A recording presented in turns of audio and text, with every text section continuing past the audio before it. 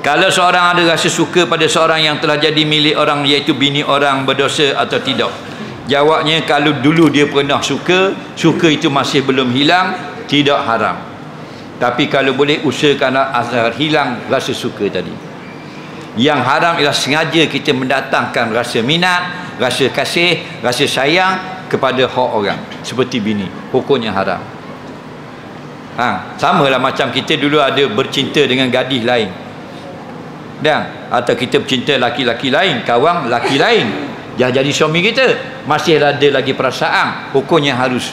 Kerana manusia bila dia suka pada sesuatu, payah nak hilang rasa suka itu. Jadi akan hilang dengan berangsur-angsur panjang masa. Faham lagi? Benda yang kita boleh buat, wajib buat. Seperti gambar-gambar kekasih lama, kita wajib kena buang, pasal kita ada suami kita dah. Faham lagi? Benda perasaan nak buang pun, benda ingatan. Jadi tidak bersalah. Soalan seterusnya,